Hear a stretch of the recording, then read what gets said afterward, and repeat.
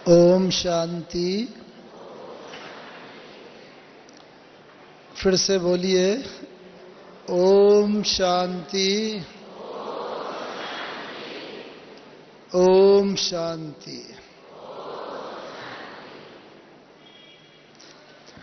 दादी जानकी जी अक्सर करके 3 बार तो ओम शांति बुलवाते हैं और साथ ही साथ कई बार शांति से और भी आगे ले चलते हैं। कई बार दादी जी बोलते हैं ओम शांति, ओम आनंद, ओम प्रेम, ओम ज्ञान, ओम शक्ति आदि जो आत्मा के 7 गुण हैं, उन गुणों में भी दादी जी हम सबको स्थित कराते हैं, जिससे कि हम सब सभी गुणों में स्थित रह करके अपने जीवन के सभी कार्य व्यवहार कर सकें। अभी शीलू बहन जी बहुत अच्छी अच्छी बाबा की बातें सुना रहे थे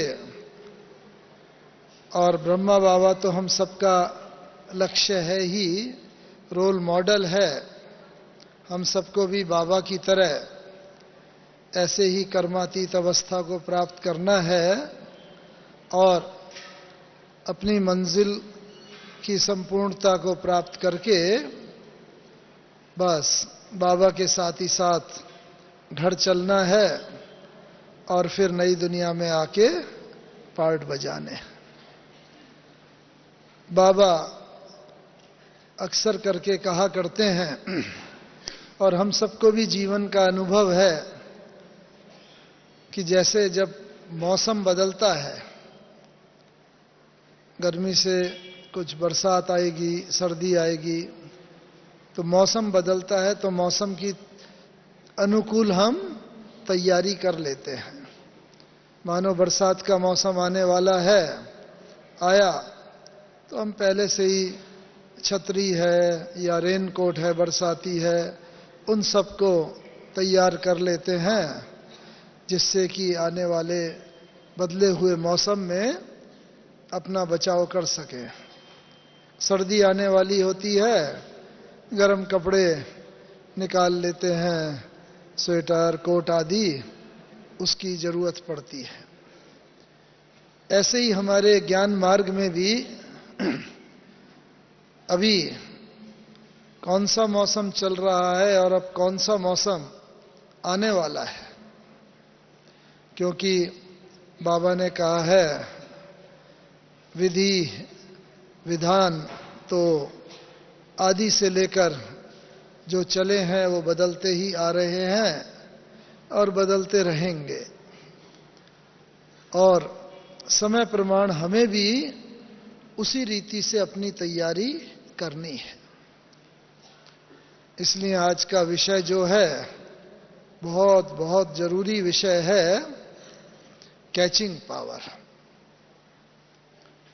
क्योंकि ये कैचिंग पावर हमारी जितनी स्पष्ट होती जाएगी, क्लियर होती जाएगी, उतना उतना हम तीव्र गति से अपने पुरुषार्थ में आगे बढ़ते जाएंगे। हमें याद है कि जब हम लोग शुरू में ज्ञान में आए 61-62 में, तो बाबा की मुरलियां चला करती थीं कि देखो बच्चे, कर्मेंद्रियों से कोई विकर्म नहीं करना है, नहीं तो बहुत विकर्मों का खाता बन जाएगा।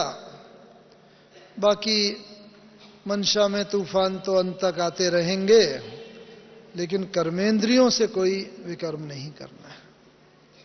फिर धीरे धीरे समय बीतता गया, बाबा और सूक्ष्मता की ओर लेते गए कि वाणी में भी कुछ ऐसे कटु वचन नहीं बोलने हैं जो किसी को दुख दे। दुख दिया तो क्या होगा? दुखी हो मरेंगे, बाबा ने कहा है। बहुत मीठी वाणी के ऊपर भी। फिर बाबा और सूक्ष्मता की ओर ले गए कि मंशा में भी अगर किसी के प्रति कोई ऐसी बात रखी है तो मंशा में भी नहीं रखनी है। बहुत बहुत शुभ भावना, शुभ कामना हमें सबके लिए रखनी है, क्योंकि मंशा से ही वातावरण बनता है और वो वातावरण बनाने के हम सब निमित्त हैं। और भी बाबा इससे सूक्ष्म में लेते जा रहे हैं, ले गए हैं कि मंशा से भी और सूक्ष्म हमारी वृत्ति है। और जैसी हमारी वृत्ति होगी वैसा ही वातावरण तो बनेगा ही, साथ साथ हम दूसरी आत्माओं के पुरुषार्थ के निमित्त बनेंगे, दूसरी आत्माओं की मार्ग प्रदर्शना के। और जितनी हमारी वृत्ति शुद्ध और महान होगी उतना उतना हम ही नहीं बल्कि हमारी वृत्ति के द्वारा, संकल्प के द्वारा हम प्रकृति के तत्वों को भी बदलते चलेंगे। जो प्रकृति के ये 5 तत्व जो हमारे हमेशा के साथी हैं सतयुग के आदि से। तो इसलिए अभी ऐसा प्रतीत होता है, बाप दादा के जो महावाक्य हैं, जैसा पार्ट चलता रहा है और जैसा पार्ट चल रहा है, बाप दादा के इशारे हैं कि अभी तक हमें याद आता है अव्यक्त बाप दादा जब आते थे, पहले तो घंटों तक, पूरी पूरी रात भर तक हम बच्चों की पालना करते थे। एक एक पार्टी से, एक एक व्यक्ति से भी मिल करके उसको बल शक्ति भरते थे। धीरे धीरे वो समय कम होता गया और बाबा समूह में ही सिर्फ मिलने का रह गया।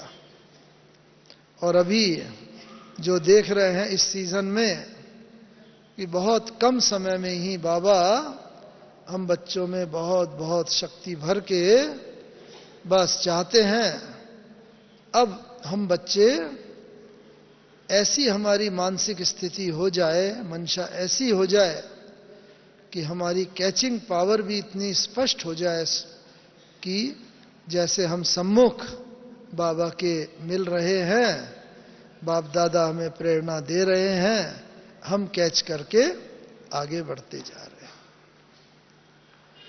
तो इसलिए हमें ऐसी मानसिक तैयारी करते चलना है कि समय के साथ साथ, जैसा बाबा ने कहा है हमें कि वायरलेस होता है ना, मोबाइल होता है, टीवी होता है, बस ऐसा लगता है जैसे सामने सामने ही देख रहे हैं, बात कर रहे हैं।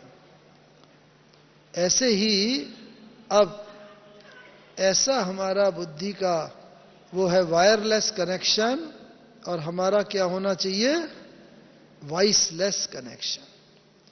इतने हम निर्विकारी हो जाए, इतनी मंशा हमारी शुद्ध हो जाए, पवित्र हो जाए कि बस बाबा को याद करें।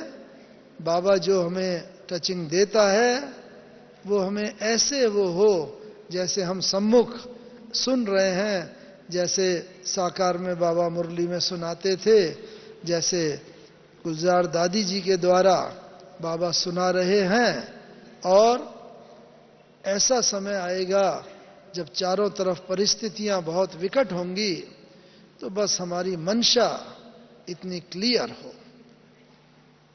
और वो मंशा कैसे हमारी इतनी स्पष्ट होगी, उसके लिए अभी हम सबको तैयारी करनी है।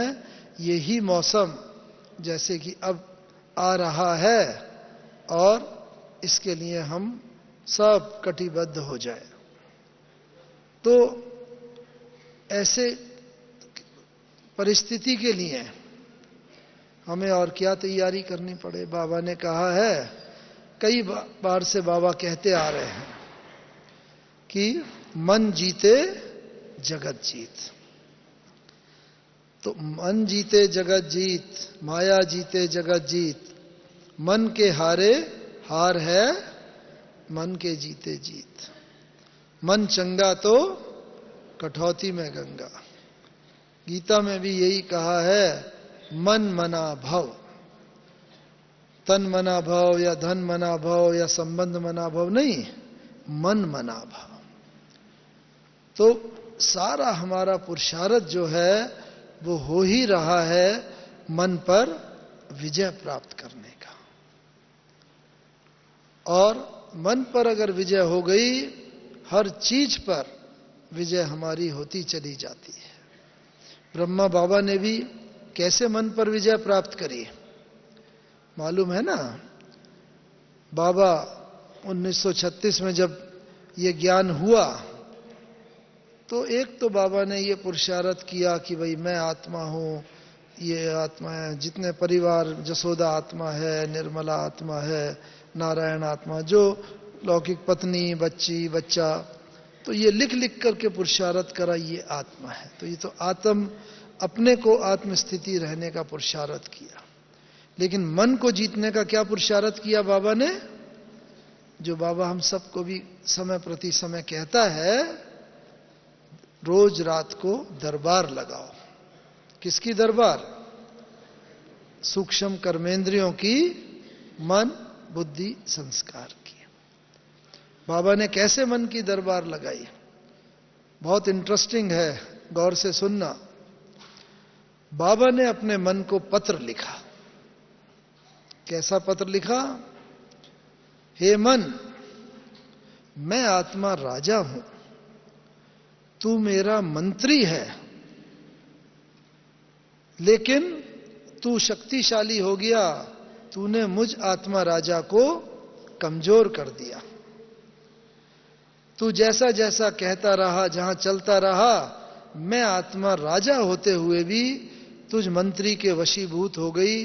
तेरे पीछे पीछे मैं भागता रहा और मैं कमजोर होता चला गया। जैसा बाबा ने अनुभव किया, और भक्ति मार्ग में हम सभी अनुभव करते हैं और कह देते हैं अक्सर करके, क्या करें, मन बड़ा चंचल है, भाग जाता है, हम ये चाहते तो नहीं हैं लेकिन ये हो जाता है, हम क्रोध नहीं करना चाहते, क्रोध आ जाता है, आदि आदि, ये सभी बातों के हम सभी अनुभवी हैं। तो बाबा भी भक्ति मार्ग में तो कितना था, कितनी बाबा ने नवदा भक्ति की, कितना तीर्थ करे, कितने दान पुण्य करे भगवान को पाने के लिए। लेकिन बाबा को यह भी अनुभव होता रहा कि मन कमजोर, मन ने मुझे कमजोर कर दिया है, मन शक्तिशाली है। फिर बाबा ने और क्या लिखा पत्र में आगे? लेकिन हे मन, अब मैं तुझे कह देता हूं कि अब मैं तेरे कहने पर नहीं चलूंगा। क्यों? क्योंकि मैं राजा हूं, तू मेरा मंत्री है, तुझे मेरे कहने पर चलना पड़ेगा। मैं आत्मा राजा अब अपनी स्वस्थिति में स्थित होता जा रहा हूं और मैं अब इतना शक्तिशाली होता जा रहा हूं, तुझे मेरे कहने पर चलना पड़ेगा, मैं तेरे पीछे पीछे नहीं चलूंगा। ये बाबा ने अपने स्वमान में स्थित होकर के मन को ऐसा पत्र लिखा। इसी तरह बाबा ने बुद्धि को भी पत्र लिखा कि हे बुद्धि, तू भी मन के कहने पर मन के पीछे पीछे भागती रही और तुम दोनों ने मिलकर मुझ आत्मा राजा को कमजोर कर दिया। लेकिन अब मैं तुझे भी कह देता हूं कि मैं आत्मा इसका मालिक हूं, तुम दोनों को मेरे कहने पर चलना पड़ेगा, मैं तुम्हारे कहने पर नहीं चलूंगा। सुमान में स्थित होकर कहा। बस अब यही आवश्यकता है कि अगर हम अपनी कैचिंग पावर, टचिंग पावर को बढ़ाना चाहते हैं तो पहला काम तो ये ही करना पड़ेगा कि मन जीते जगत जीत जो कहा है, मन के संकल्पों के ऊपर हमें अपना नियंत्रण सिद्ध करना होगा। मन हमारे कहने पर चले, हम मन के कहने पर न चले।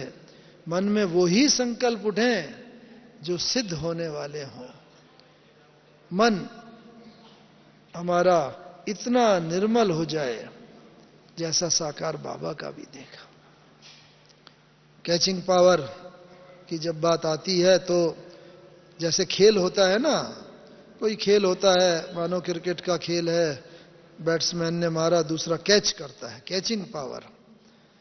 तो उधर से तो कोई फेंक ही रहा है, बाबा है, बाबा तो हमें शुद्ध संकल्प, वाइब्रेशन, शक्ति, सब चीज का भंडार है। शिव बाबा तो सागर है, वो दे रहा है।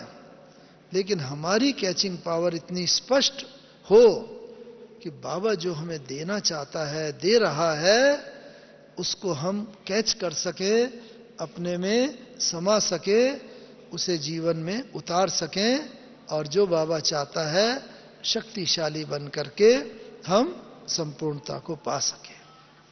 तो ये कैचिंग पावर हमें बढ़ानी है अपनी। भगवान तो दे रहा है, जैसे मानो टीवी स्टेशन है, रेडियो स्टेशन है, या मोबाइल का टावर है, वो उधर से तो टीवी रेडियो से आ रहे हैं, सिग्नल आ रहे हैं, गीत आ रहे हैं, न्यूज आ रहा है। लेकिन अगर हमारा रिसीविंग स्टेशन ठीक नहीं होगा, टीवी ठीक नहीं होगा, रेडियो ठीक नहीं होगा, तो हम कैच नहीं कर पाएंगे। और क्या होगा, उसमें खोट नहीं है, लेकिन हमारे अंदर खोट है। फिर हमें अपनी ट्यूनिंग करनी पड़ती है, और जब ट्यूनिंग ठीक हो जाती है तब हम कैच करते हैं। जो बैकग्राउंड नॉइस है, पीछे पीछे जो बैकग्राउंड नॉइस आती है, वो खत्म करनी पड़ेगी। आज वही हम बच्चों की स्थिति है कि बैकग्राउंड नॉइस, यानी कि ऐसी स्थिति है कि बहुत संकल्प चलते हैं, कभी कोई घर धंधे के संकल्प, प्रवृत्ति के, धन कमाने के, और अनेक प्रकार के संकल्प चलते हैं। उन संकल्पों में बाबा जो कहना चाहता है, जो कह रहा है, वो संकल्प कमजोर पड़ जाता है, वो संकल्प बैकग्राउंड में हो जाता है, ये प्रवृत्ति के संकल्प ज्यादा बढ़ जाते हैं। इसलिए बाबा जो हमें कहना चाहता है वो हम कैच नहीं कर पाते, उसको पूरा यथार्थ रीति से वो टचिंग नहीं हो पाती।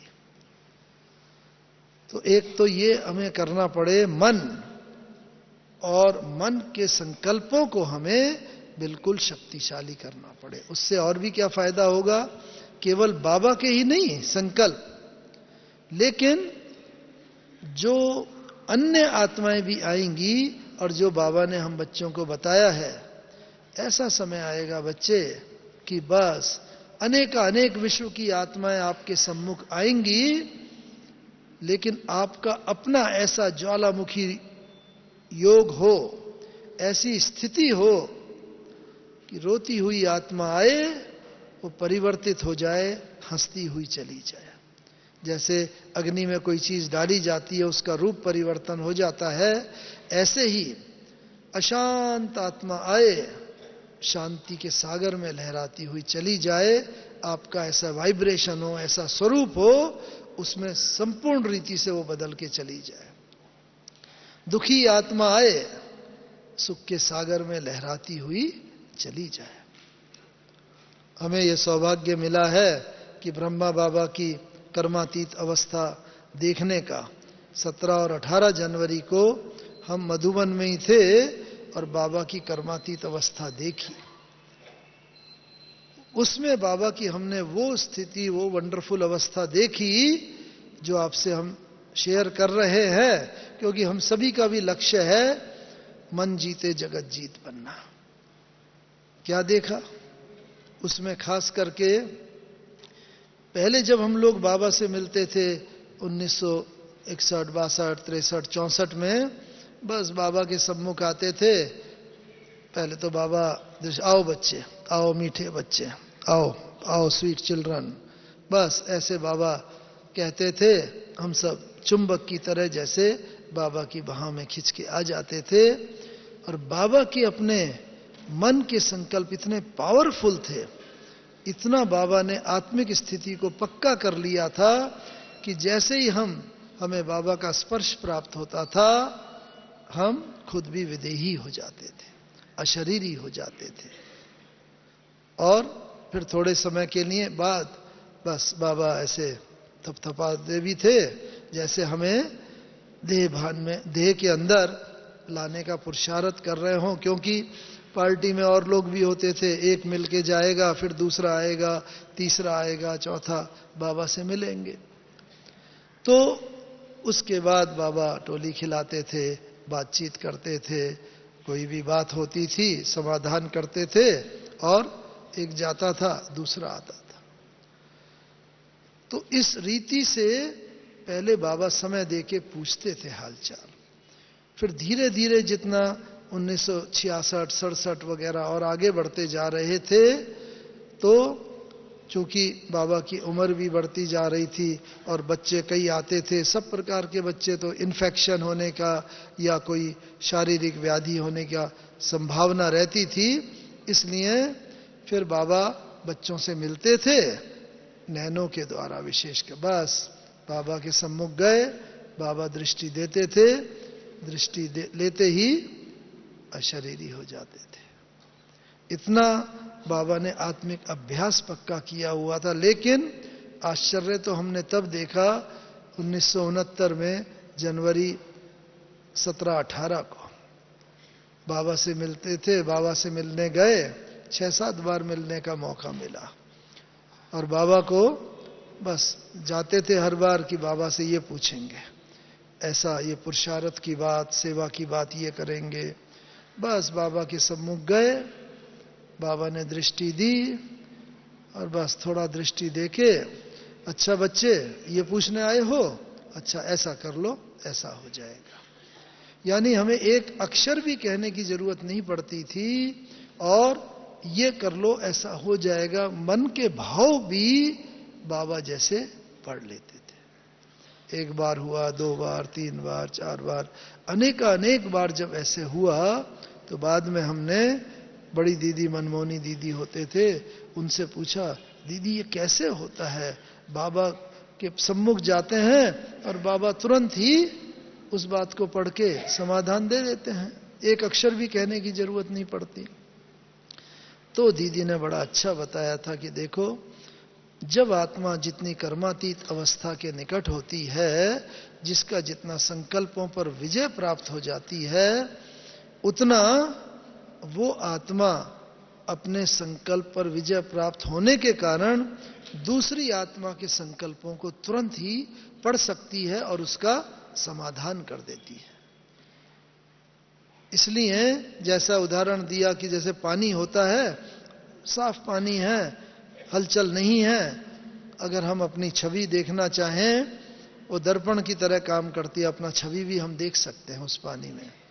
लेकिन एक छोटा सा कंकड़ भी अगर उस पानी में फेंक देंगे, लहरें पैदा होंगी, तो क्या होगा? अपनी छवि स्पष्ट दिखाई देगी? नहीं दिखाई देगी। ऐसे ही बाबा का अपने संकल्पों पर भी इतना नियंत्रण हो गया है कि दूसरी जो भी आत्मा आती है सम्मुख, उसके मनोभावों को पढ़ के बाबा तुरंत ही उसका स्पष्ट उत्तर दे देता है, उसका समाधान कर देता है। कितनी स्पष्ट बात, पुरुषार्थ की बात। तो हम बच्चों को भी अब अपने अंदर ये चेक करते जाना है कि मेरे भी संकल्प कितना मेरे नियंत्रण में आते जा रहे हैं। और वो तब होगा जब एक तो हमारे संकल्पों की संख्या वो कम होती जाएगी। बस संकल्प बहुत आते हैं, नॉर्मल केस में संकल्प आते हैं, लेकिन अगर कोई ऐसी परिस्थिति हो गई जो स्ट्रेसफुल है, या कोई ऐसी परिस्थिति जो कि हमारा अटेंशन बहुत अपनी तरफ खिंचा रही है, तो मन में बहुत संकल्प आने लगेंगे। तो बहुत संकल्प जो है, ये इस बात का प्रतीक है कि हमारे संकल्प जितने सतो प्रधान होने चाहिए उतने नहीं हैं, और इस कारण से संकल्पों की संख्या जो बहुत बढ़ जाती है, उस संख्या को कम करने की आवश्यकता है। क्वांटिटी ऑफ थॉट्स, विचारों की संख्या को कम करेंगे कैसे? क्वालिटी ऑफ थॉट्स को बढ़ा के, विचारों की गुणवत्ता को बढ़ा के हम अपने विचारों की संख्या को बहुत कम कर सकते हैं। यही तो शिविर में होता है। यही तो अभी शीलू बहन जी करा रहे थे, जो बाद में योग करा रहे थे। बस धीरे धीरे शांति से बोल रहे थे, भाई मैं आत्मा हूं, शक्तिशाली हूं, ईश्वर की संतान। कम विचार और कम स्पीड, विचार भी कम और उनकी रफ्तार भी कम। ये एक तरीका है संकल्पों पर और नियंत्रण करने का। और तीसरी बात है विचारों की दिशा, क्वांटिटी, क्वालिटी एंड डायरेक्शन, यानी कि विचारों की संख्या, विचारों की गति और विचारों की दिशा। किधर विचार चल रहे हैं? जितने हमारे विचार एक तरफ कंसंट्रेट होते जाएंगे, अधिक तरफ, सब तरफ नहीं भागेंगे, वो विचारों में शक्ति होगी। बचपन में हम सभी ने वो एक्सपेरिमेंट किया होगा ना, एक वो लेंस को लेके सूरज के सामने रखते थे, तो वही सूरज है, वही धूप है, लेकिन वो किरणें एक तरफ इकट्ठी हो जाती है, कंसंट्रेट, और उसके नीचे जो कागज या जो चीज है उसे भी जला देते हैं। करा है ना ये प्रयोग, सहज प्रयोग। बस यही विचारों की बात है।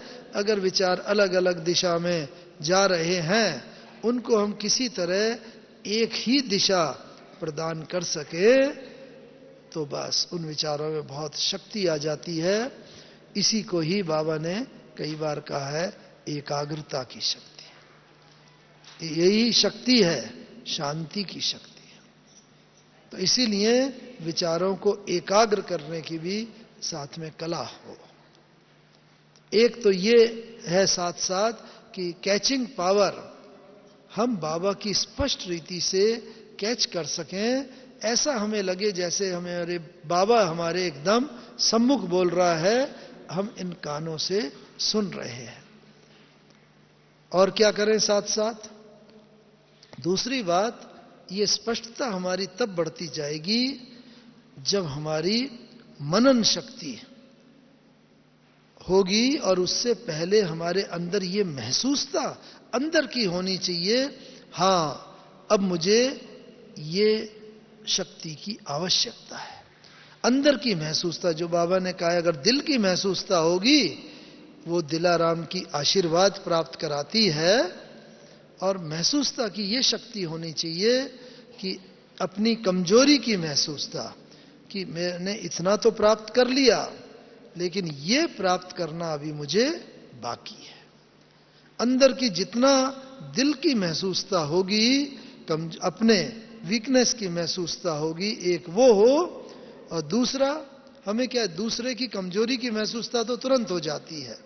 सामने वाला है, परिवार वाला है, कोई भी उसका ऐसा एक्ट देखा, क्रोध किया उसने, या कोई ऐसी बात हुई, तुरंत हमें दूसरे की कमजोरी की तो महसूसता हो जाती है, लेकिन अपनी कमजोरी की महसूसता बहुत कम होती है। जिसी को बाबा कई बार कहते हैं, हमारी दूर की दृष्टि तो तेज है, लेकिन पास की दृष्टि कमजोर है। अपने को हम उतना नहीं देख पाते।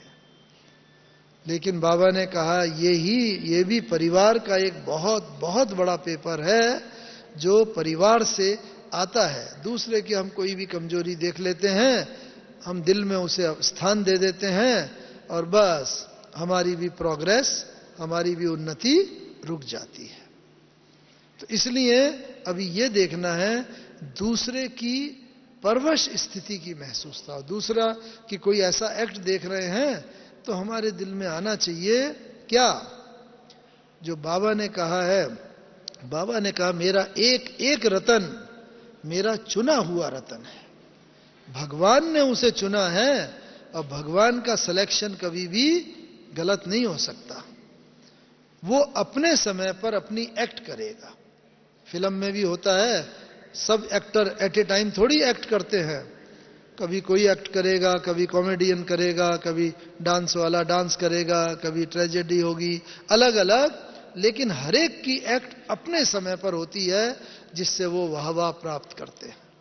ऐसे ही शायद अभी इस आत्मा का ये कमजोरी का पार्ट है, लेकिन चूंकि भगवान का चुना हुआ रतन है, और भगवान ने कहा है कि मेरी लास्ट में लास्ट आत्मा भी जो है चुनी हुई, वो दुनिया की भेंट के बड़े बड़े प्राइम मिनिस्टर, प्रेसिडेंट, उन सब से बहुत आगे है, क्योंकि भगवान ने उसे चुना है, भगवान की नजरों में आया है।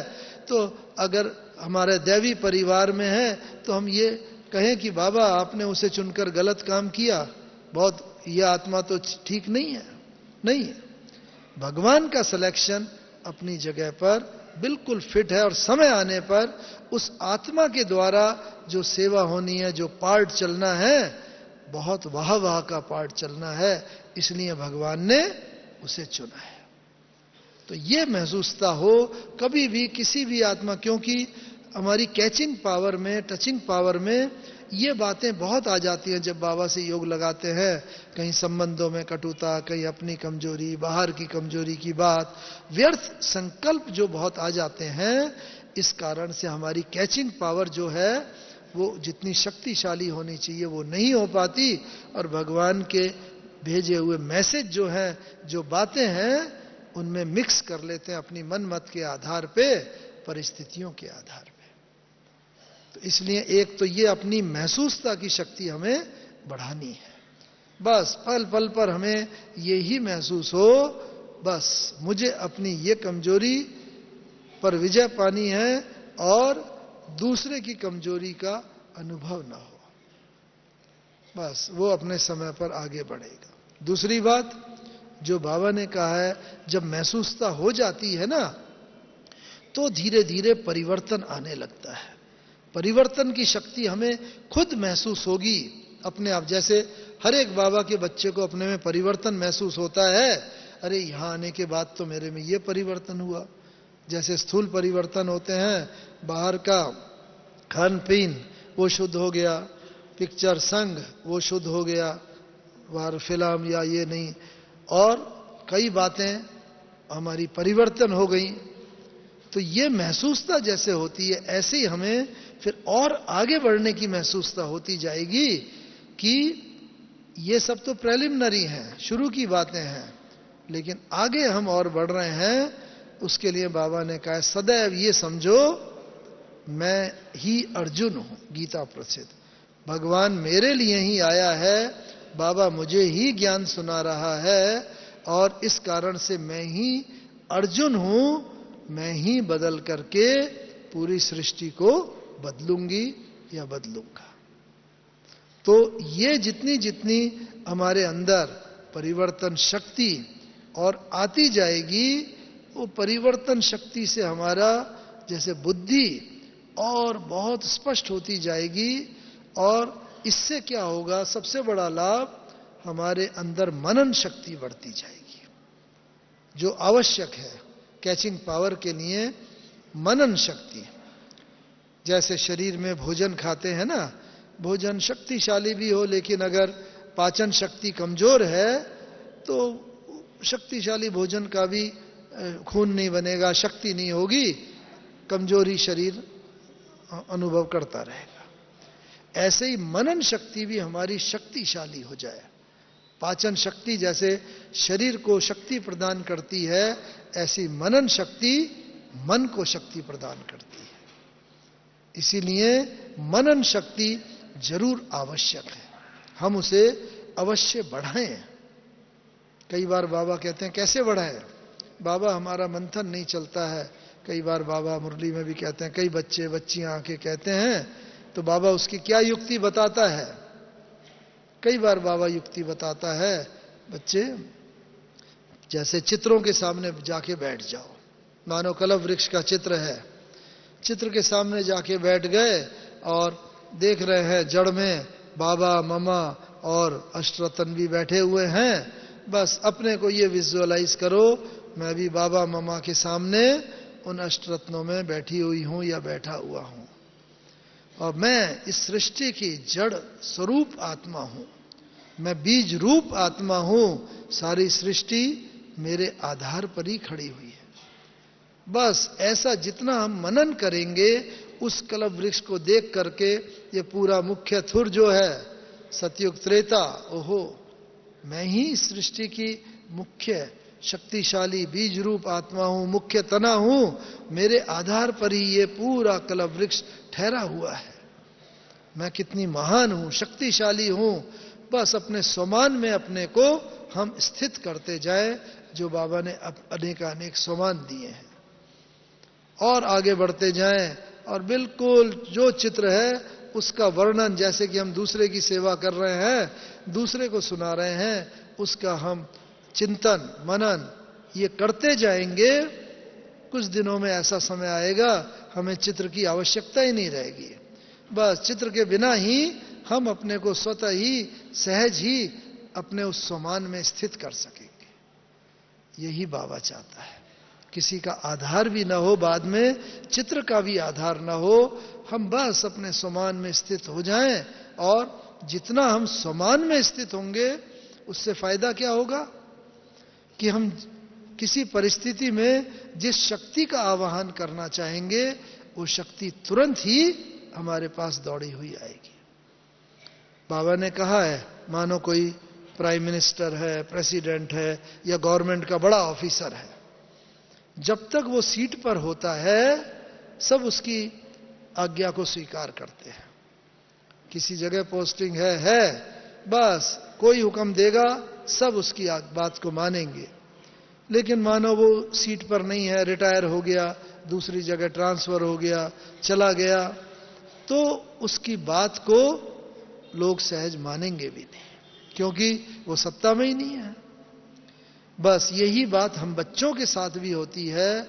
हम बच्चे स्वमान में स्थित होकर के शक्ति को ऑर्डर नहीं करते।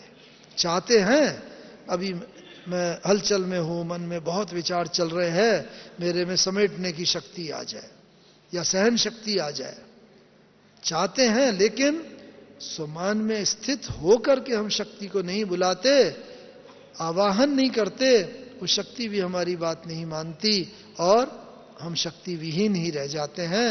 तो परिस्थिति पर हम कैसे विजय प्राप्त करेंगे?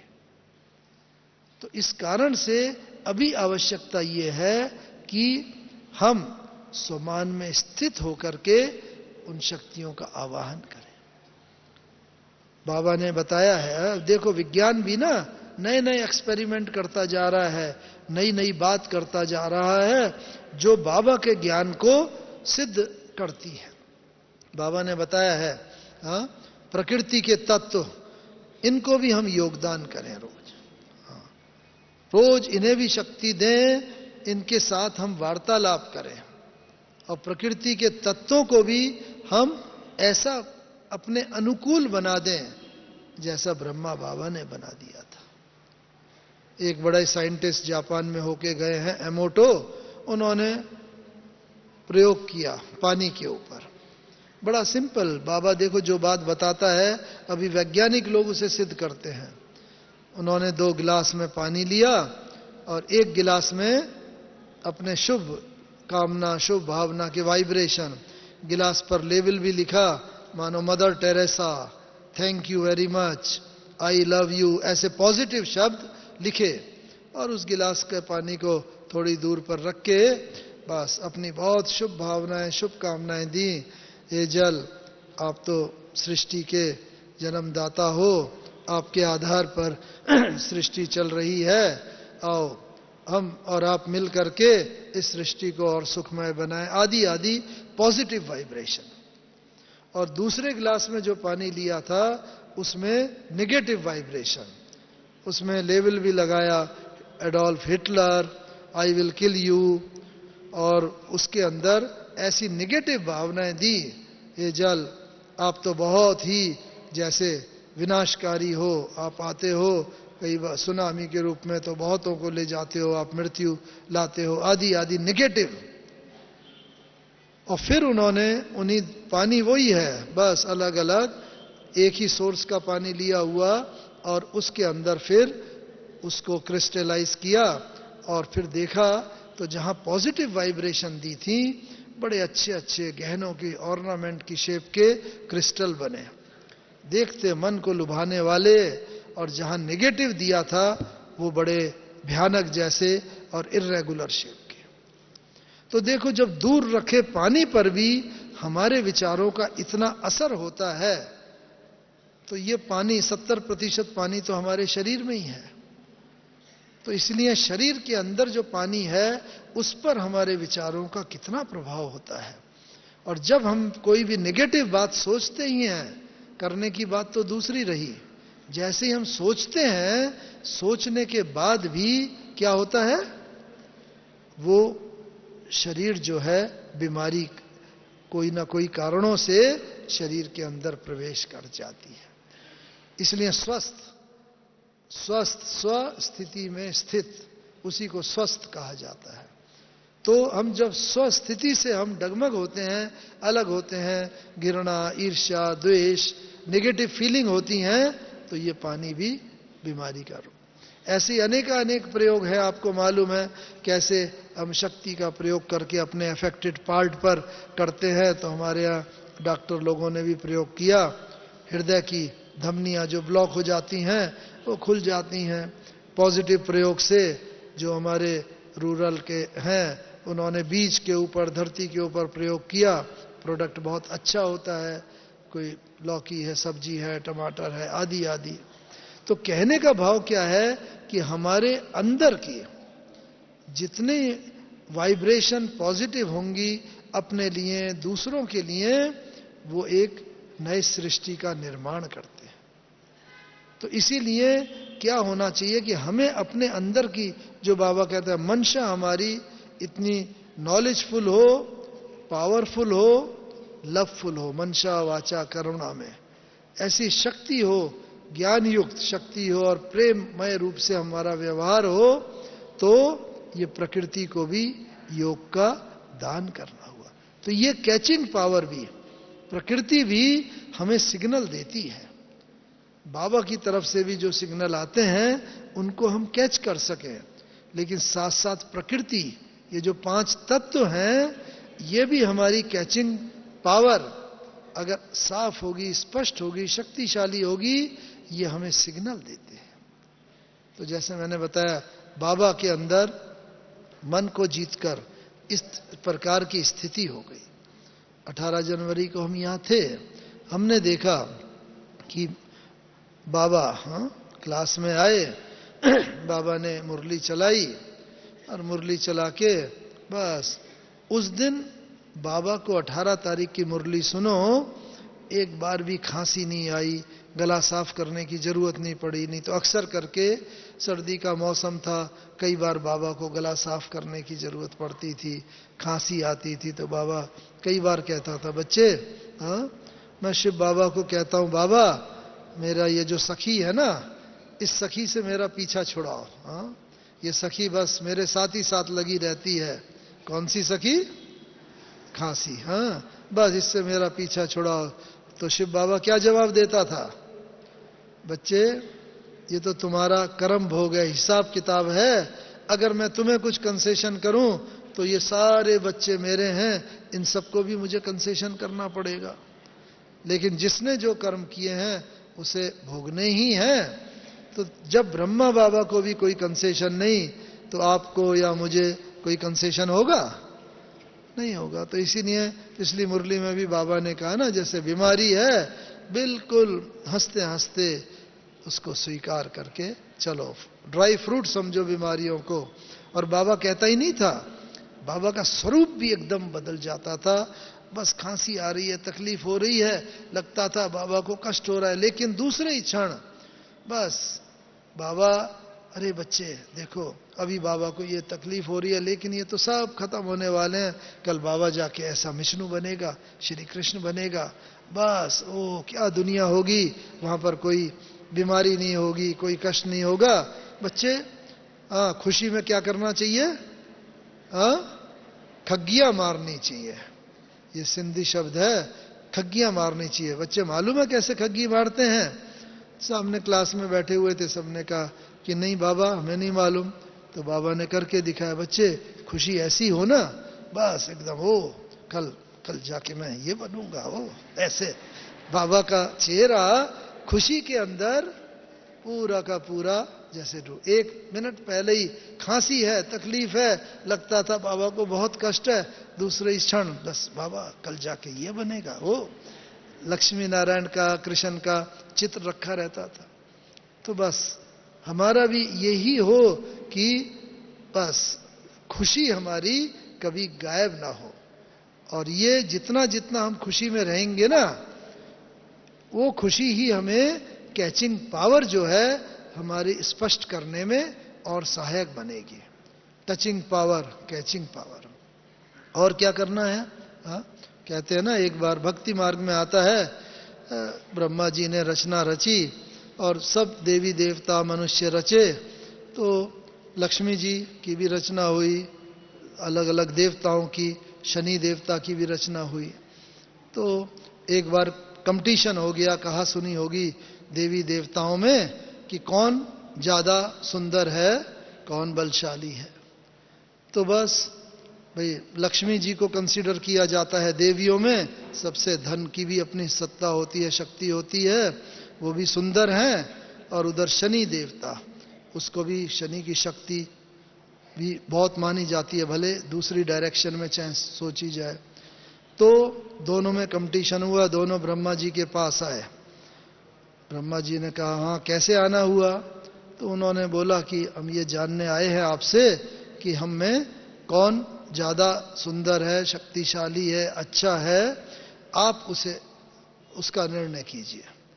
तो ब्रह्मा जी ने कहा अच्छा बैठो, मैं जरा ये काम कर लूं। कुछ लिख रहे थे, कर रहे थे। फिर ब्रह्मा ने कहा अच्छा, वो जो सामने पेड़ दिख रहा है ना, एक एक करके जाओ, दोनों उसे टच करके आ जाओ। तो बस पहले लक्ष्मी जी गए, धीरे धीरे उस पेड़ को टच किया, टच करके वापस आ गए। फिर थोड़ी देर बाद शनि जी गए, शनि देवता, वो वहां तक गए, उसे टच किया, वो आ गए। फिर दोनों बैठ गए ब्रह्मा जी को कि हाँ अपना निर्णय सुनाओ। तो ब्रह्मा जी ने निर्णय सुनाया कि दोनों बहुत अच्छे हैं, बहुत अच्छे लगते हैं। लक्ष्मी आते हुए अच्छी लगती है और शनि जाता हुआ अच्छा लगता है। हाँ समझ गए ना?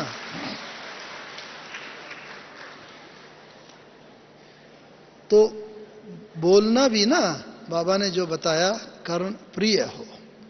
तो हर एक के अंदर कुछ ना कुछ वीकनेस होती हैं, अच्छी बातें, कमजोरियां और शक्तियां होती हैं, लेकिन किसी की कमजोरी को हमें नहीं देखना है, उसको भी इस रीति से प्रस्तुत करना है कि वो उसकी शक्ति के रूप में परिणित हो जाए। तो बाबा को उस दिन देखा, एक बार भी खांसी नहीं आई। 18 जनवरी को जब बाबा ने मुरली चलाई, और बिल्कुल इतनी फ्लॉलेस, जो इस बात का प्रतीक है कि कर्म भोग के ऊपर हमारा योग बल संपूर्ण रीति से विजय प्राप्त कर लेता है, और बस फिर मनुष्य जो है ना, संपूर्ण हिसाब किताब चुकतू हो जाते हैं। और लगता है जैसे बाबा की कैचिंग पावर इतनी स्पष्ट थी। बाबा ने मुरली चलाई, मुरली चला के बाहर गए, और जाने से पहले फिर रुके, 2 कदम बढ़े आगे। हिस्ट्री हॉल में मुरली चल रही थी बाबा की, तब तो वही हॉल था। बाबा रुके, फिर बच्चों को दृष्टि देने लगे, एक एक को दृष्टि दी। आगे दादी प्रकाशमणि जी भी बैठे हुए थे, बार बार बाबा की दृष्टि उनके पास आके रुक जाती थी, उनको और दृष्टि देते थे। फिर बाबा सब बच्चों को दृष्टि देते थे। फिर बाबा चले, 2 कदम और आगे चले, फिर रुक गए, फिर आके बाबा एक एक बच्चे को दृष्टि दी।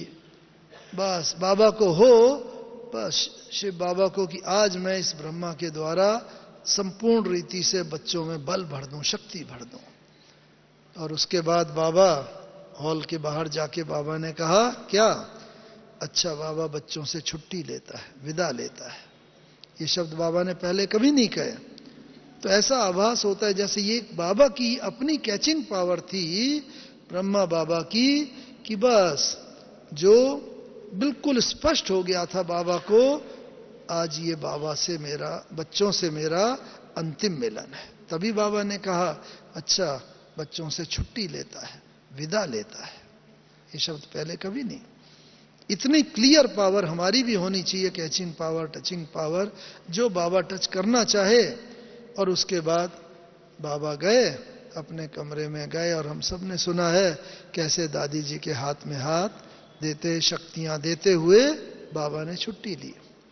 लेकिन उससे वंडर तो इसके बाद क्या कि बाबा ने शरीर छोड़ा 18 जनवरी को शाम को।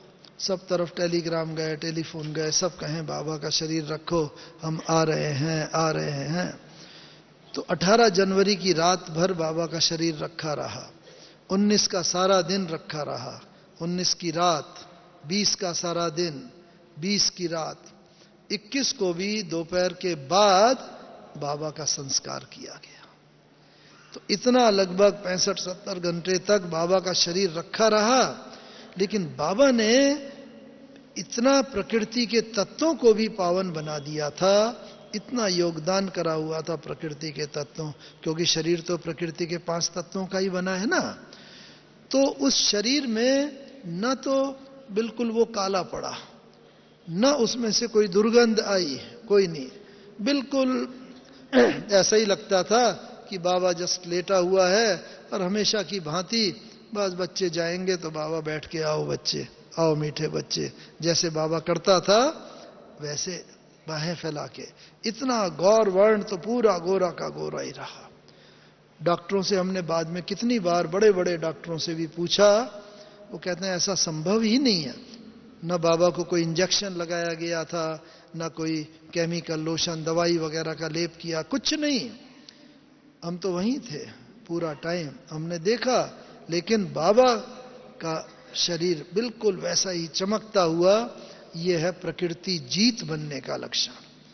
तो बाबा ने प्रकृति के तत्वों को भी इतना पावन कर दिया था, जो प्रकृति के तत्व आदि से लेकर अंत तक हमारे सबसे निकट के साथी हैं। शरीर तो हमें हर जन्म, हर कल्प में अलग अलग 84 बार मिलने ही हैं, लेकिन इन तत्वों को भी हम इतना पावन कर दें, और वो इसी समय कर सकते हैं। बस ये है जब हम खुद योग करते हैं, अन्य आत्माओं को भी योगदान करें, लेकिन प्रकृति के तत्वों को इतना, उन्हें हम अपना मित्र बना लें। कैसे बनाएंगे मित्र? प्रकृति के तत्वों को भी। तो मित्रता होती है जिनमें संस्कार करीब करीब एक जैसे होते हैं, वो मित्रता उनमें हो जाती है। शराबी होगा, शराबी के साथ दोस्ती होगी। जो जैसे संस्कार वाले होंगे, अपने जैसे संस्कार वालों से उनकी मित्रता होती है, और मित्रता समय पर एक दूसरे को सहयोग देती है। A friend in need is friend in deed कहा जाता है। तो हम मानो जल तत्व को मित्र बना लें। कैसे जल तत्व को मित्र बनाएंगे? जल का सबसे बड़ा गुण क्या है? शीतलता। उसके साथ साथ है जल में फ्लेक्सिबिलिटी, एडजस्टमेंट पावर है। जल को जिस चीज में लो वैसा रूप धारण कर लेता है। मानो ये गिलास है, गिलास का रूप धारण कर लेगा। कटोरी हो, कटोरी में, चम्मच हो, चम्मच में, थाली हो, थाली में, हर जगह जल अपने को सेट कर लेता है।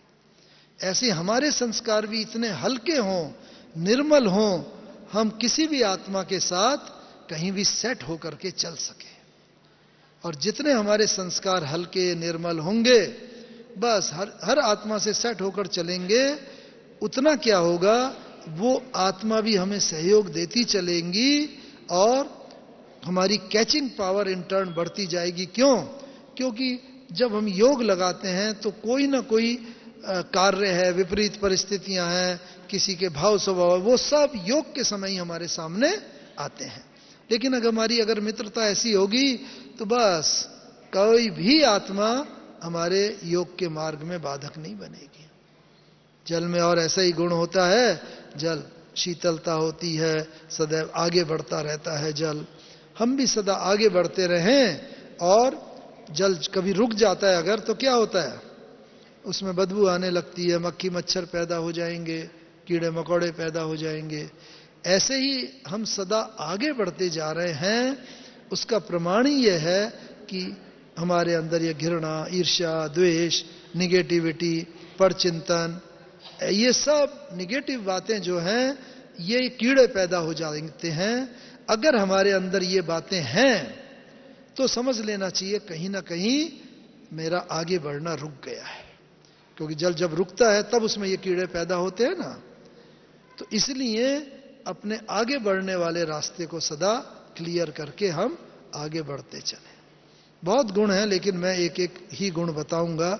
ऐसी पृथ्वी है मानो, तो जल से क्या होगा अगर हमने मित्रता कर ली ना, तो अंत समय में चाहे जितना फ्लड आएगा, सुनामी आएगी, जो भी हो, चूंकि जल को हमने अपना मित्र बना लिया, ये जल हमारी मृत्यु का, दुख का कारण नहीं बन सकता कभी भी। क्यों? हमारा मित्र बन गया है। ऐसे पृथ्वी, हाँ, पृथ्वी को अपना मित्र बना लें। पृथ्वी में सबसे बड़ा गुण कौन सा है? हाँ? सहनशीलता। उससे भी बड़ा पृथ्वी का एक गुण है, पृथ्वी दाता है, देती है सदैव। आप एक बीज बोलो, पूरा पेड़ निकल आएगा, हजारों बीज पैदा हो जाएंगे। पृथ्वी से ही हमें जल, पृथ्वी से ही भोजन, सब्जियां, सारा अन्न, हर चीज पृथ्वी से, मेटल, मिनरल, सब चीज पृथ्वी से मिलती है। ऐसे हम भी अगर ना दाता बन के चलते रहें, कोई स्थूल चीज देने की बात नहीं है, हर एक को हम शुभ भावना, शुभ कामना, प्रेम, आदर, सत्कार, स्नेह, उसको सहयोग, हर आत्मा को अगर ये हम देते चलेंगे, तो जैसे हमने अपने संस्कार पृथ्वी से मिला लिए, तो जितना भी पृथ्वी में हलचल होगी, अर्थक्वेक आएगा, भूचाल आएगा, बहुत पृथ्वी हिलेगी, सब तरफ सब मृत्यु को प्राप्त करेंगे। लेकिन मैंने अगर पृथ्वी को अपना मित्र बना लिया, पृथ्वी कभी भी हमारे दुख, अशांति, मृत्यु का कारण नहीं बनेगी। वो अंत में भी ऐसी परिस्थिति बन जाएंगी, पृथ्वी हमारे सहयोग के निमित्त बन जाएगी, हमारी प्राण रक्षा करने के लिए। और ये जरूरी इसलिए है क्योंकि गाया जाता है, अंतमति सो गति का। अंत में जैसी हमारी मति होगी वैसे गति होगी। अंत में मानो भूचाल आया, मकान गिरा हमारे ऊपर, ईंट, पत्थर, लोहा सब पड़ रहा है, तो उस समय इतने अशांत परिस्थिति में खून हो रहा है, हड्डी टूट रहे हैं, ऐसे में भगवान याद आएगा? नहीं। तो ये पृथ्वी किसी न किसी रीति से हमें उस परिस्थिति से बचा के निकाल के ले जाएगी। ऐसे बहुत उदाहरण हैं, अभी तो समय के अभाव में नहीं बता सकते। कितनी जगह के अर्थक्वेक के उदाहरण, भूचाल के, कैसे हमारे भाई बहनों की, कैसे बाबा के बच्चों की अर्थक्वेक में रक्षा हुई। चारों तरफ विनाश विनाश, केवल वही बच्चे बचे रह गए। इसी प्रकार से वायु का क्या गुण है? वायु हर चीज को हल्का करके उड़ाती है, ऊपर ले जाती है। पृथ्वी हर चीज को खींचती है, वायु ऊपर ले जाती है। ऐसे ही हम भी हर परिस्थिति में हल्के रहें, भारी ना हो। और जितना हम अंदर से हल्के रहेंगे, उतना हम ऊपर ऊपर ऊपर जाते जाएंगे। और हल्के होके उड़ने के कारण ये जल, वायु तत्व को अगर हमने अपना मित्र बना लिया, तो जितना साइक्लोन आएंगे, जितना ये आएंगे, तूफान आएंगे, वायु की रफ्तार भी 150, 200 भी, 300 हो जाए, कुछ भी हो जाए, लेकिन वायु तत्व हमारे मृत्यु का, दुख, अशांति का कारण नहीं बन सकता। क्यों? क्योंकि वायु के गुण हमने धारण कर लिए। अग्नि, सूर्य, क्या विशेष गुण है सूर्य में? अग्नि है, रूप बदल देती है हर चीज का। ज्ञान सूर्य है। सूर्य की तरफ अगर हमारा मुख होता है, परछाई हमारी पीछे होती है। ऐसे ज्ञान सूर्य बाबा की तरफ अगर हमारा मुख होगा, परछाई यानी छाया, माया, कमजोरियां, हमारी वीकनेस, वो हमारे पीछे रहेंगी, हमें गाइड नहीं करेंगी, हम आगे बढ़ते चले जाएंगे। अब बाबा की छत्र छाया में पलेंगे, ये छाया का नाम निशान मिट जाएगा। बस सूरज भी जब एकदम दोपहर होती है, 12 बजे एकदम ऊपर होता है ना, तो परछाई बिल्कुल पैरों के अंदर समा जाती है, बिल्कुल होती नहीं। तो हम सदा बाबा की छत्र छाया में पलते रहें, बढ़ते रहें, ये कमजोरियों का अंत हो जाएगा बस। लेकिन जैसे ही सूर्य की तरफ हमारी पीठ हुई, तो छाया हमारे आगे आगे चलती है, हम उसके पीछे पीछे चलते हैं। ये परछाइयां, कमजोरी, तो अभी हमें यह देखना है कि कभी भी ऐसी स्थिति ना आए कि हमारे अंदर की कमजोरियां हमारे आगे आगे बढ़ने के निमित्त बन जाए, वो मतलब आगे चलती रहे और हम कमजोरियों के वशीभूत होकर उनके पीछे चलते रहे। बस इसी तरीके से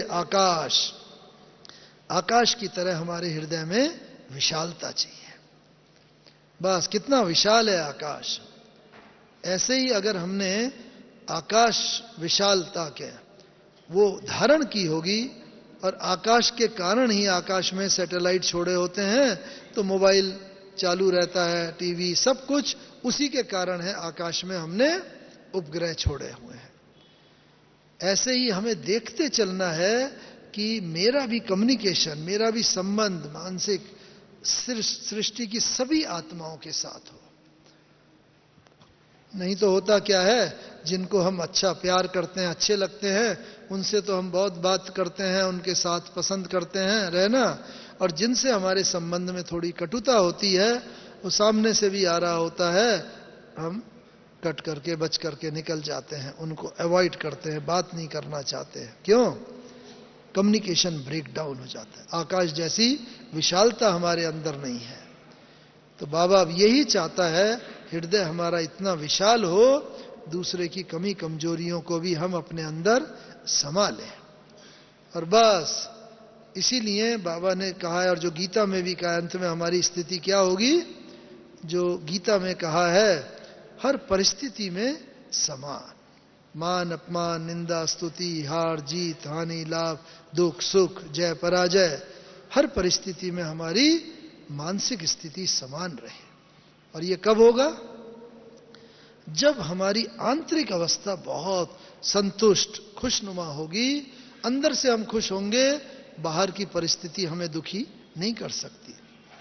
बड़ा अच्छा कहा है, किसी ने सुना होगा आपने, फूल होता है ना, फूल को देख के सबको खुशी होती है, कोमल होता है, सब चाहते हैं फूल को रखना, कि फूल बनकर मुस्कुराना जिंदगी है, फूल बनकर मुस्कुराना जिंदगी है, मुस्कुराकर गम भुलाना जिंदगी है।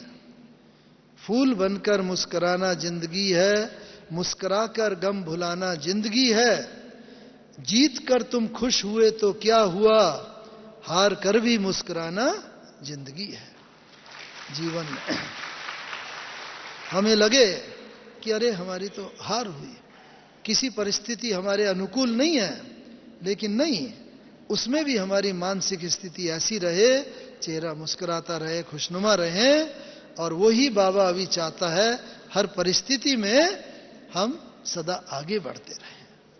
तो ये मनन चिंतन, मन को हम ये प्रत्यक्ष बाबा का ये देखा, किस प्रकार से बाबा ने प्रकृति के तत्वों को वश किया, और अंत तक भी ये प्रकृति के तत्व बाबा का और साथ देते रहे।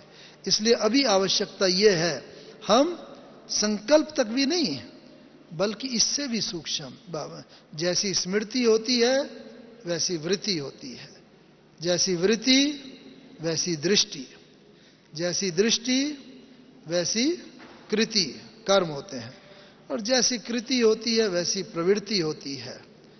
तो प्रवृत्ति के आधार पर ही हमारा संसार बनता है, बस सारा आधार ही हमारी स्मृति और वृत्ति पर है।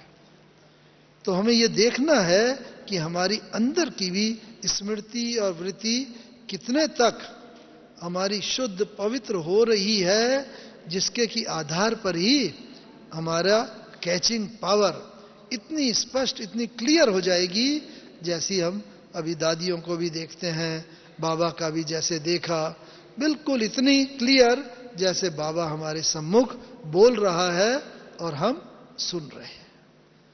इतना हमें शुद्ध पवित्र बन के आगे चलते चलना है, और जितना जितना हम आगे बढ़ेंगे, ये कैचिंग पावर यही हमारी उन्नति का साधन बन जाएगी। बस अब हमें यही करना है अंत में जो बाबा ने बताया है, और इसको करने के लिए एक बात हमें बस अंत में और ये देखनी है कि कितनी हम में निर्भयता की शक्ति आई है। निर्भयता, क्योंकि बाबा ने कहा है ऐसे खूने नाहक खेल होने हैं, इतनी विकट परिस्थितियां आनी हैं कि जो थोड़ा भी कमजोर होगा, भयभीत हो गया, वो ये दृश्य नहीं देख सकेगा, वो तो पहले ही हार्ट फेल हो जाएगा। तो निर्भयता की शक्ति, और ये निर्भयता की शक्ति कैसे आएगी? जो बाबा ने कहा है, ये निर्भयता की शक्ति के लिए ना बाबा ने कुछ बातें एक दो बताई हैं। पहली बात, हमें भय क्यों होता है? अंत समय में हमें भय का भूत बहुत सता सकता है अंत समय में। तो इससे बचने का क्या साधन है? बाबा ने बताया है अंत में, एक तो हमारे जो पुराने संस्कार है उनका, विकारों का, लगाव का, पश्चाताप का, ये सारे के सारे ना हमारे सामने भय की तरह आएंगे। बस अगर हम ऐसे विनाश की परिस्थिति से मन को बचाना चाहते हैं तो क्या शक्ति धारण करें? विनाश से बचने के लिए निर्भयता की शक्ति। दूसरा, अगर विकारों से बचना चाहते हैं, अंत में सूक्ष्म विकार भी हमारे ऊपर बहुत आक्रमण करेंगे, और ये सब हमारे जो कैचिंग पावर है, टचिंग पावर है, उसमें बाधक बनेंगे। इसलिए अगर विकारों से बचना चाहते हैं तो क्या करना है? इसमें अपने आदि और अनादि उस स्वरूप की स्मृति में रहे। जो आदि, मैं आत्मा स्वरूप हूं, फिर विकार की बात कहां से आई? जब देह की बात होती है तो विकार की बात होती है। और अनादि स्वरूप पवित्रता जो है हमारा, अनादि आत्मा स्वरूप और आदि जो है पवित्रता देवता स्वरूप। और लगाव के लिए क्या है? लगाव की अग्नि से बचने का साधन, ईश्वर को ही हम अपना, बाबा को ही हम अपना संसार बना लें। यही हमारा संसार है। नहीं तो अंत में ये लगाव, ये हमारे अंत में प्राण निकलने में बहुत बाधक बनेगा। और जहां हमारा थोड़ा भी लगाव हुआ, वहीं हमारा जाके पुनर्जन्म हो जाएगा, और फिर से उधर की हिसाब किताब चुकतू करने पड़ेंगे। और साथ में और कौन सा है? पश्चाताप की अग्नि। बाबा ने एक मुरली में बताया था, अंत में दुनिया तो पश्चाताप करेगी, आंसू, पानी के आंसू रोएगी, लेकिन मेरे ब्राह्मण बच्चे भी पश्चाताप के आंसू यानी खून के आंसू रोएंगे। क्यों? वो बच्चे जिन्होंने पूरा पुरुषार्थ नहीं किया होगा, हे प्रभु आप आए, हमने आपको पहचाना भी, आपकी मत पर भी चले, लेकिन संपूर्ण रीति से हम नहीं चले, तो तब बहुत पश्चाताप होगा और खून के आंसू हमें न रोने पड़े। उसके लिए बाबा ने क्या बताया है? पश्चाताप के आंसुओं से बचने के लिए संतुष्टता का गुण धारण करो। पश्चाताप कब होता है? सर्व प्राप्ति, जब प्राप्ति हमें नहीं होती है, प्राप्ति स्वरूप बनो, संतुष्ट रहेंगे। और प्राप्ति स्वरूप जब हम नहीं बन पाते हैं तो हमें पश्चाताप होता है। इसलिए अभी बाबा यही कह रहा है कि संतुष्ट मणि भव, हर मुरली में बाबा का ये आता है। उससे क्या होगा कि अंत समय हमें पश्चाताप का अनुभव नहीं होगा, और हमारी बस अंत समय कोई ज्ञान देने वाला, कहने वाला, मुरली आने जाने, ये सब परिस्थितियां खत्म हो जाएंगी, कुछ नहीं हो सकेगा। वैज्ञानिक रीति से भी बताते हैं कि बस कम्युनिकेशन सिस्टम पूरा खत्म हो जाएगा, ना प्लेन चल सकेंगे अंत में, ना कम्युनिकेशन, एक दूसरे से बात हो सकेगी, टेलीफोन, ये टीवी, ये सब खत्म हो जाए। क्यों? क्योंकि मैग्नेटिक पोलैरिटी, वो तो विज्ञान की बात है, ऐसी परिस्थितियां बन जाएंगी, सारा कम्युनिकेशन साधन विफल हो जाएंगे। बस यही हमारा कम्युनिकेशन जो हमारा मानसिक रीति से हम कर सकते हैं, बस यही कम्युनिकेशन हमारा होगा। और इसीलिए इसको हम अपना स्पष्ट इतना बना लें कि हमारा टचिंग पावर और ये बाबा जो कहता है कैचिंग पावर, ये इतना क्लियर हो जाए, जो बाबा की तरफ से जो भी हमें मैसेज आए, जो बात हो, हम धारण करके जीवन में आगे बढ़ते रहें। ओम शांति, ओम शांति।